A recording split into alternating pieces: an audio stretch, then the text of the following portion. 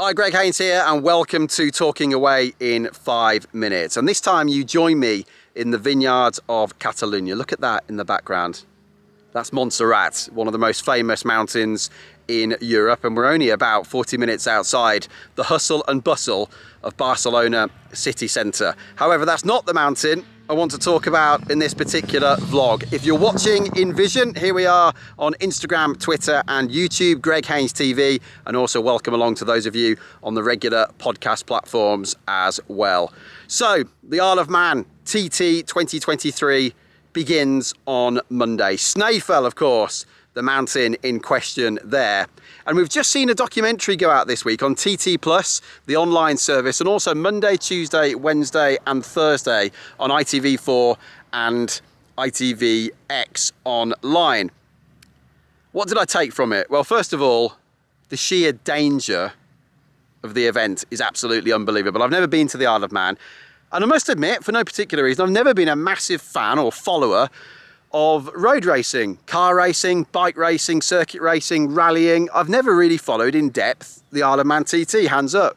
But I feel like I should do now because it's absolutely unbelievable, isn't it? Murray Walker, the legendary commentator, always said it's the fastest, the scariest, the most challenging, the most dangerous, not motorcycle event, but motorsport event in the world.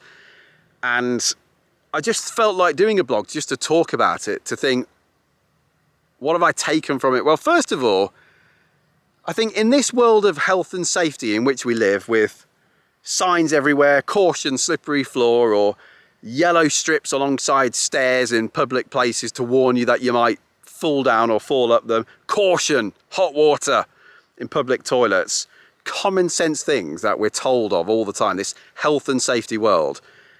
Isn't it refreshing in some ways to still have an event that's been going officially in its current form since 1907, which is so dangerous? And how many other jobs, as they say in the documentary, can you come home from and say, well, I'm alive? And just think about that for a second. Not that you had a good day, not that you got stuck in traffic, that you actually got home and you're alive still.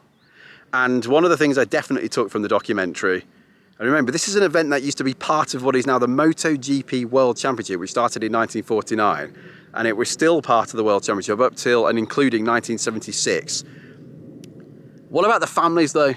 Because the sheer relief of, obviously there are some women competing in the event, but mostly men, so girlfriends and wives primarily, and children as well, of, I don't care if they've won, finished second, third, fourth, fifth, 15th or 22nd, they're home and they're still with us. And you can see the concern on the faces of these people when somebody stopped and the red flags are out. Certainly when the helicopter's required. And just the sheer relief. And it is absolutely unbelievable, isn't it? Just incredible. Obviously, the skill of the more experienced riders in particular as well, knowing exactly where each curb is, which reference do you use, which tree do you tip in after, or a telegraph pole, all things that can be hit as well, by the way. And that's absolutely amazing. But I think for me, the main thing I take from this is something the man himself, Peter Hickman, says: enjoy life. My granddad John always said, you never know what's around the corner. And that's a great analogy as well for the TT, isn't it? Enjoy yourself, because you never know which day is going to be your last. And it is incredible. So I definitely recommend watching that. ITVX, TT Plus as well online. Isle of Man 2023, the TT starting this Monday, running for the best part of the next 2 weeks, and definitely worth a look at, I think. But have a look at it because it's very close to home. A lot of the swearing's being kept in, not because people are being particularly rude, it's just the way a lot of these people speak, and there's a lot of swearing in the dialogue there. But it's definitely worth looking at it because in this, as I say, this clinical world in which we live of PR friendly, health and safety conscious people, press officers protecting riders and drivers from what they're able to say. This is raw. This is getting to the heart of what motorsport really is about. Shooting past people's houses at 200 miles an hour. White lines, the camber on the road is absolutely incredible. So have a look at it. It's called No Room for Error.